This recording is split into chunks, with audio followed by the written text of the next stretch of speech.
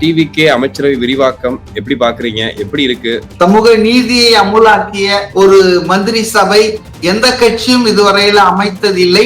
தமிழகத்தில் இப்படிப்பட்ட ஒரு சூழல் கடந்த 50-60 வருஷமா எழுந்ததே கிடையாது. தலித் மற்றும் பட்டியல் இனத்தை சார்ந்தவர்கள் ஒரு 8 பேர் 7 பேர் நினைக்கிறேன். இப்ப விசிகா வந்தாங்கன்னா 8 ஆயிடும். ரஃப்லி 25%ங்க. 25% தலித் மக்கள் பங்கேற்ற ஒரு அமைச்சரவை இந்தியாவிலே எந்த மாநிலத்தில் எப்போதும் இருந்ததில்லை. இது ஒரு மிகப்பெரிய சமூக நீதியாக நான் பார்க்கிறேன். இளைஞர்களுக்கான வாய்ப்பு இந்தியாவிலே எங்குமே இருந்திருக்காது. 28 வயசான ஒருத்தர் இன்னைக்கு அமைச்சரா இருக்காங்கன்னா பாத்துங்க. ப்ளோ ஹாட் ப்ளோ கோல்டு மாதிரி ஏதோ ஒரு திணறுதுங்க, அது திக்கி திணறுது. திருமாவளவன் தான் அமைச்சரவையில பங்கெடுக்கணும் அப்படின்ற ஒரு கருத்து மேலோங்குது. அவர் வன்னி அரசு பங்கெடுக்கணும்ன்ற மாதிரி விரும்புறாரு. உங்கள் கட்சி உடைவது நாங்கள் தடுக்க முடியாது. நிறைய பேர் திமுகவுக்கு வர காத்திருக்கிறார்கள் என்ற அளவுக்கு அவருக்கு மிரட்டல் திமுக கிட்ட இருந்து முக்கிய நிர்வாகிகள் கொடுத்திருக்கிறாங்களாம்.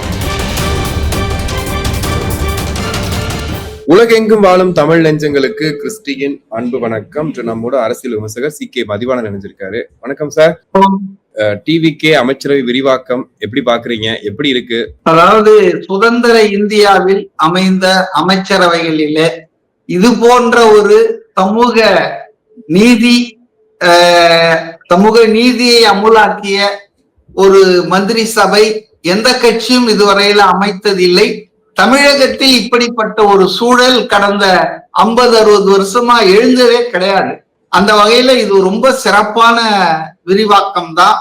இன்னைக்கு 23 அமைச்சர்கள் சேர்த்து 33 அமைச்சர்கள் முழுமையா அமைச்சரவை உருவாகி இருக்கிறது.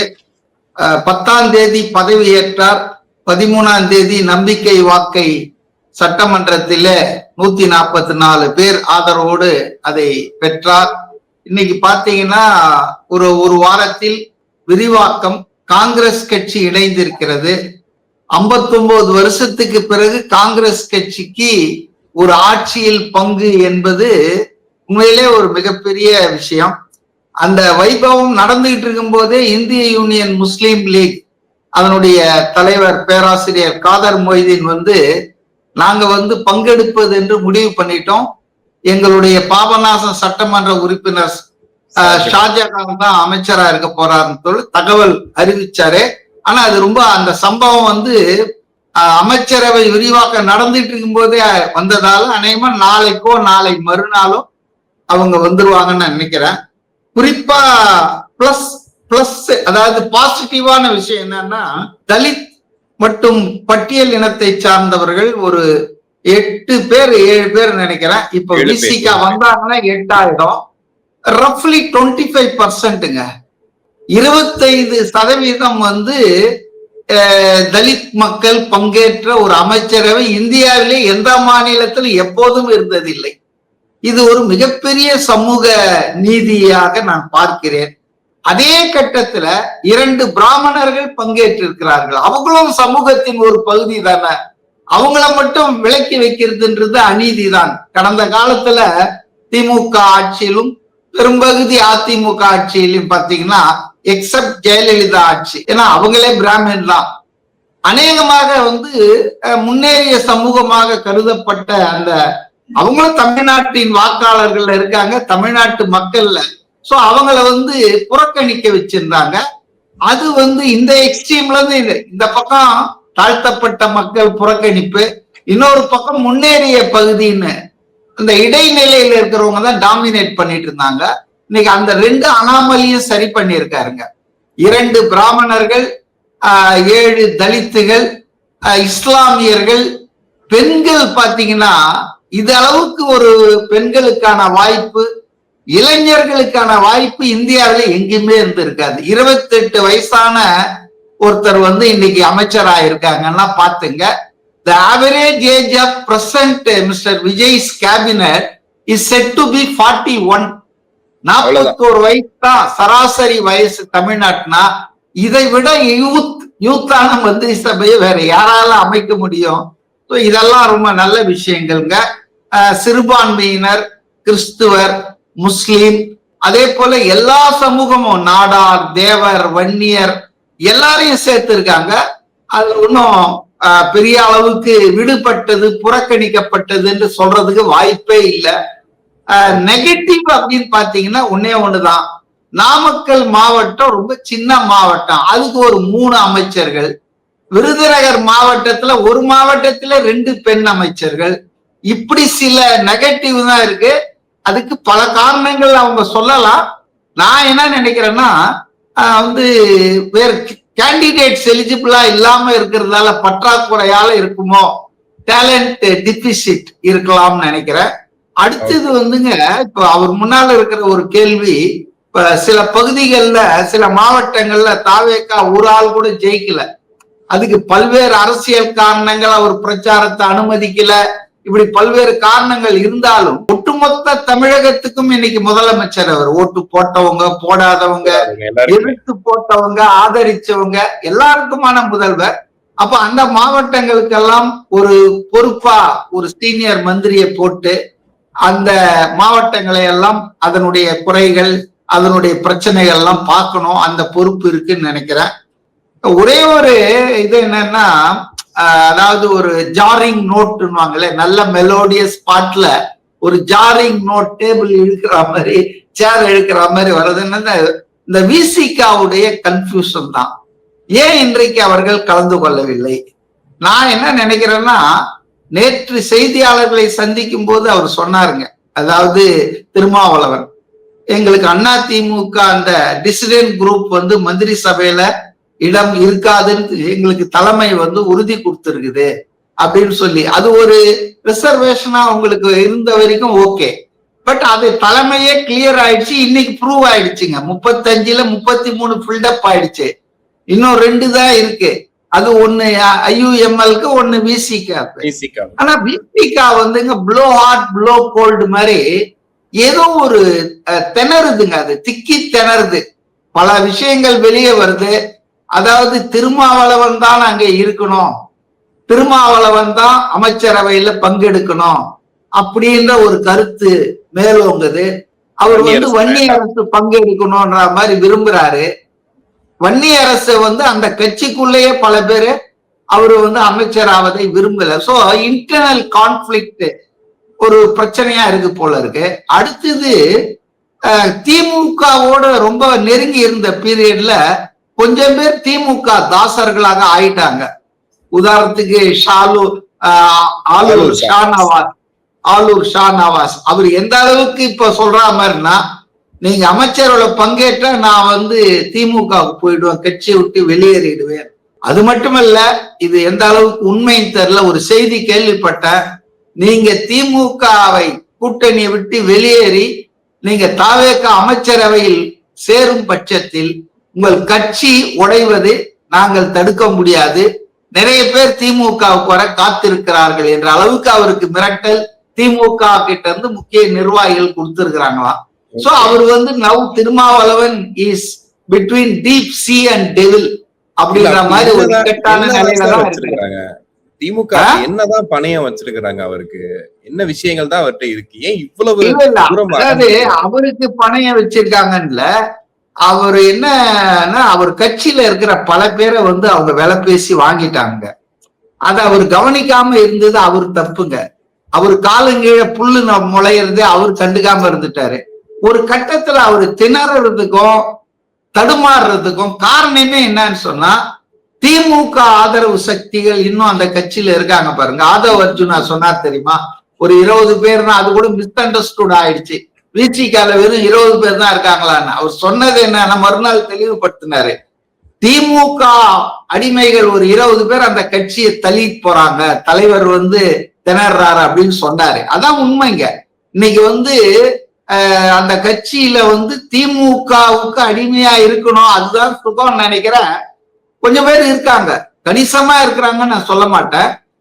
திருமாவளவன் என்ன நினைக்கிறாருன்னா, ரொம்ப சிறுக சிறுக கட்சியை கட்டி வளர்த்து இருக்கிறோம், அந்த கட்சி எந்த காரணம் கொண்டு பிளவுபட்டு விடக்கூடாது, உடைந்து விடக்கூடாது, சிதறி விடக்கூடாது. குறிப்பா விசிக வந்து தலித் மக்களுக்கான கட்சியாகத்தான் அந்த விடுதலை சிறுத்தைகள் தலித் பேந்தர்ஸ் என்ற அமைப்புல இருந்து அரசியலுக்கு வந்தது. ஆனா ஒரு கட்டத்துக்கு மேல ஒரு ஜாதி கட்சியாக அது இருக்கக்கூடாது என்று அவர் சரியான முடிவுக்கு வந்து எல்லோருக்குமான கட்சி அதை மாத்துறதுக்காகத்தான் நிறைய பாடுபட்டாரு. அதுலதான் பாத்தீங்கன்னா ஆதவ் அர்ஜுனா, அப்புறம் இந்த ஆலூர் ஷானவாஸ், இது மாதிரி நான் தலித்துகளையும் கொண்டு வந்து அவங்களுக்கும் ஓப்பன் ஜெனரல் கான்ஸ்டிடியூன்சி கேட்டு போட்டியிட வச்சு அதை ஒரு சமூக நீதிக்கான கட்சியாக மாற்றுவதற்கு முயற்சி பண்ணாரு. இப்ப அதுல வந்து இந்த நான் தலித் செக்ஷன்ல கொஞ்சம் இம்பார்ட்டன்டா இந்த பதவியால், மீடியாவால், மீடியா வெளிச்சத்தால் கொஞ்சம் பிரபலமானாங்க இல்லையா? இப்ப அவங்க எல்லாம் வந்து மிரட்டுறாங்க திமுகவோட இருக்கணும் அப்படின்ற மாதிரி நான் நினைக்கிறேன். இது எந்த அளவுக்கு உண்மை தெரியாது. பட் எனக்கு காதுக்கு வர்ற செய்திகள் திருமாவளவன் ஏன் வந்து தடுமாறாரு, மாறி மாறி பேசுறாரு, அவரால் ஏன் ஒரு முடிவை எடுத்து தலைவர் என்ற முறையில அறிவிக்க முடியல? இப்ப இந்தியன் யூனியன் முஸ்லீம் லீக் உட்கார்ந்து பேசினாங்க, அறிவிச்சிட்டாங்களா? ஏன் இவரால வந்து ஒரு முடிவை அறிவிக்க முடியலன்னா அந்த கட்சியே வந்து ஒரு நிலையாக ஒரு இல்ல, ஒரு தலைமையின் கீழ், அவருடைய தலைமையின் கீழ். அதுக்காக சர்வாதிகாரியா எடப்பாடி மாதிரி இருக்கணும்னு நான் சொல்ல. ஜனநாயகத்துல எல்லா கருத்தையும் கேட்டு பட் முடிவெடுப்பது என்பது தலைமையா தானே இருக்க முடியும். தலைமையை வந்து பிளாக்மெயில் பண்ண விடக்கூடாது இல்ல, அது ஒரு சிக்கல் இருந்துட்டு தான் இருக்கு. அதனாலதான் அவர் வந்து ப்ளோ ஹாட் ப்ளோ கோல்டு மாதிரி இந்த எக்ஸ்ட்ரீமுக்கு போறாரு. RSS பிள்ளை தான் விஜயின் பேசுறாரு. இன்னொரு பக்கம் வந்து பாத்தீங்கன்னு சொன்னா இல்ல திமுக இந்த முயற்சி எல்லாம் பண்ணுச்சு, மக்கள் தீர்ப்பை மாற்றுவதற்கான முயற்சி பண்ணுச்சுன்றதையும் சொல்றாரு. சோ அவரை பொறுத்த வரையில நான் அவருடைய நிலை கண்டு உண்மையிலே கொஞ்சம் பரிதாபம் தான் பண்ணும். ஒரு லீடர்ன்ற முறையில unifying the party, unifying the organisation is paramount important for any leader.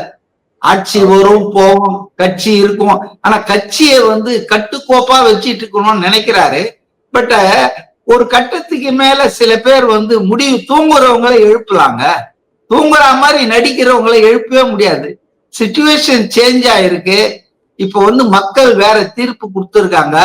Dalit மக்களுடைய ஆதரவு பெருமளவுக்கு தாவேகாவுக்கு போயிருக்கு.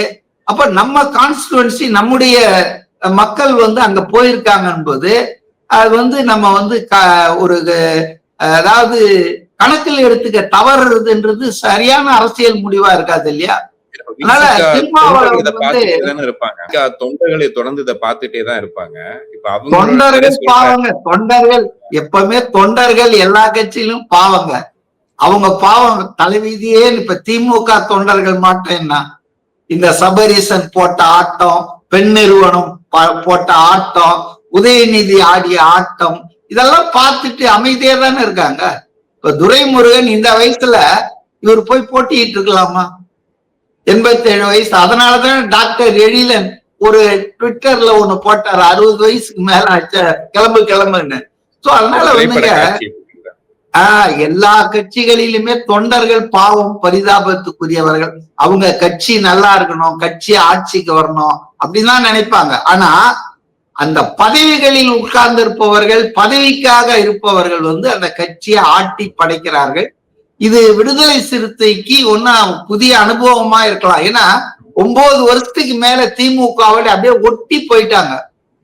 ஆன் இஷ்யூ பேசிஸ்ல கட்சியை வந்து விமர்சனம் பண்றது, ஆதரிக்கிறது அப்படின்னு இல்லாம வேங்கை வயல்ல மலத்தை கலந்தாலும் அதுக்கு ஒரு முட்டு கொடுக்கறது, நாங்குநேரியில அணவ கொலை நடந்தாலும் அதுக்கு ஒரு முட்டு கொடுக்கறதுன்னு அவங்க வந்து திமுகவை எதிர்ப்பவர்கள் எல்லோரும் RSS பிள்ளைகள்ன்ற அளவுக்கு சொன்னாங்க.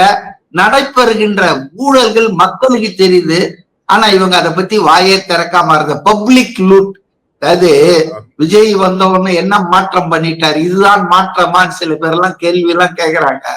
நான் என்ன சொல்றேன்னா, CMDA வந்துங்க உங்களுக்கு தெரியுமா? நான் சொல்றேன், CMDA வந்து அதிமுக ஆட்சியில 25 ரூபாய் ஸ்கொயர் ஃபீட்டுக்கு பார்ட்டி ஃபண்டுனும், திமுக ஆட்சியில சேகர் பாபு அதை 2 ரூபாய் ஏத்தி 27 ரூபாய் ஸ்கொயர் ஃபீட்டுக்குனும் பார்ட்டி ஃபண்டுன்னு வசூல் பண்ணி ஒரு அரசின் நிறுவனம் பார்ட்டி ஆபீஸுக்கு கொடுத்துருக்குது. இது பப்ளிக் லூட் இல்லையா?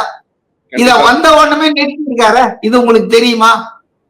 இப்படி ஒரு சம்பவம் நடந்துட்டு இருக்குது. காலங்காலமா திமுக ஆட்சி வந்தாலும் அண்ணா திமுக ஆட்சி வந்தாலும் மக்கள் கிட்ட இருந்து லூட் பண்ணிருக்காங்க. பார்ட்டி ஃபண்ட் வேற லூட் எல்லாம் அது நடக்குது, அது வேற. இது சாமானிய மக்கள் 1000 ஸ்கொயர் ஃபீட்ல ஒரு பில்டிங் கட்டிட்டு அப்ரூவலுக்கு வந்தா, பிளான் அப்ரூவலுக்கு வந்தா அவங்கிட்ட வந்து பார்ட்டி ஃபண்டுன்னு வசூல் பண்ணி, அதுவும் ஒரு அரசு நிறுவனம் கட்சிக்கு ஆளுங்கட்சிக்கு பண வசூல் பண்ணி கொடுத்திருக்கிற இந்த முறையை மாற்றம் பண்ணிட்டார்ல வந்தா இன்னைக்கு. இது மாற்றம் இல்லையா? பெரிய மாற்றம் நான் நினைக்கிறேன். அதனால ஏமாற்றம் சொல்றாங்க. ஏமாற்றம் இப்போ வந்து நிறைய சட்டம் ஒழுங்கு பிரச்சனைகள் வந்துட்டு இருக்குது, நிறைய இடங்கள்ல திருட்டு நடக்குது, இன்னும் வந்து கெடுபிடி காட்டணும், ஏன் வந்து தாவேகா அரசு தவறுது அப்படின்னு அந்த குற்றச்சாட்டையும் வச்சுக்கிட்டே தானே இருக்காங்க. அதாவதுங்க, எந்த ஆட்சி புதுசா வந்தாலுங்க ஒரு டிரான்சிஷன் இருக்குங்க. பழைய அதிகாரிகள், பழைய பழக்கங்கள் வழக்கங்கள், அதுல இருந்து புதிய ஆட்சி, புதிய அதிகாரிகள், புதிய நிர்வாகத்துக்கு மாறுறதுக்கு குறைஞ்சது 10-20 நாள் ஆயிடுங்க. அதிகாரிகள் எல்லாம் மாத்தணும், பிரச்சனைகள்லாம் அவங்க புரிஞ்சுக்கணும். முதல்ல அந்த அதிகாரி, ஓ சிஎம்டி அதிகாரி புரிஞ்சிட்டாரு, உடனே சர்க்குலர் போட்டாரு. அது மாதிரி கார்பரேஷன்ல இப்ப புதுசா ஒரு கமிஷனர் வந்திருக்காரு, அவர் புரிஞ்சுக்கிட்டு இருப்பாரு. அப்ப அப்படி இந்த மாற்றம் வர்றதுக்கே 1 மாசம் ஆகுங்க. எந்த புதிய ஆட்சி வந்தாலும் அதுக்கு ஒரு அவகாசம் கொடுக்கணுங்க. அவகாசமே கொடுக்காம 3வது நாள்ல இருந்து முகாரி ராகம் பாட ஆரம்பிச்சுட்டாங்க அப்பாவும் பையனும். இந்த பக்கம் எடப்பாடி வந்து பொய்க்கால் குதிரை அரசுன்றாரு. சட்டம் ஒழுங்கு வந்து ஆட்சிகள் மாறினாலும் காட்சிகள் மாறலன்றாரு. சட்டம் ஒழுங்கை பத்தி பேசுறதுக்கு எடப்பாடிக்கும் ஸ்டாலினுக்கும் ஏதாவது தகுதி இருக்கா? இதய தெய்வம்னு இன்னைக்கும் சொல்லிட்டு இருக்க ஜெயலலிதாவுடைய கொடநாடு மாளிகை கொள்ளையடிக்கப்பட்டது, கொலைகள் நடத்தப்பட்டது. அப்போ முதலமைச்சரா இருந்தவர், போலீஸ் துறையை கையில வச்சுட்டு இருந்தவர் எடப்பாடி தான். என்ன நடவடிக்கை எடுத்தாரு?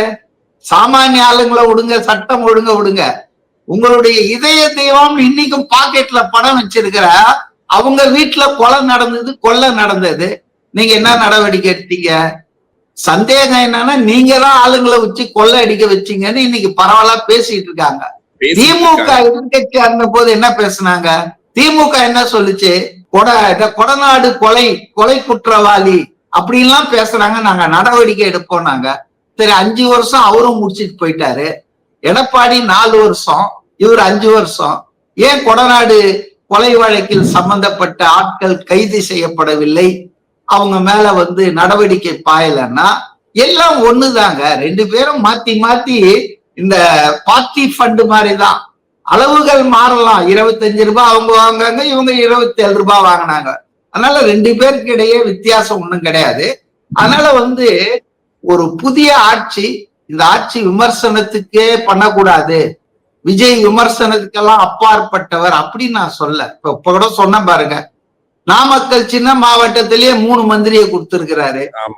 ஈரோட்ல 2 மந்திரி பேலன்ஸ் பண்றாரு அவரு. புரியுதுங்களா? அதாவது வந்து புதுசா வந்தவங்களுக்கும் இல்ல புதியவர்களுக்கும் பழையவர்களுக்கும் அவர் கட்சி தலைவர்ன்ற முறையில ரசிகர் மன்றம் மெஜாரிட்டி பாத்தீங்கன்னா விஜய் மக்கள் இயக்கத்துல இருந்து வந்தவங்க தான் இருக்காங்க. இப்ப செங்கோட்டையன் ஈரோட்ல வந்தாரு, அவரு கொடுத்துட்டாங்க. அப்ப அந்த விஜய் மக்கள் இயக்கத்துல இருந்து அந்த கட்சியில இருந்த ஆட்கள் குழுனால இந்த பேலன்ஸ் இப்படியே பண்ணிட்டு இருந்தீங்கன்னா ஒரு மாவட்டத்துக்கு 2 பேரா, இப்ப 2 பவர் சென்டர் ஆயிடும். அதனால இப்படி சில விஷயங்கள் வந்து தவறானவை நடக்குது. புது ஆட்சி தட்டு தடுமாறி தவழ்ந்து எழுந்து நிப்பாங்க. அவங்களுக்கு we have to give some time, ஒரு கால அவகாசம் கொடுக்கணும். கண்டிப்பா சார், நிறைய விஷயங்கள் பேசணும்.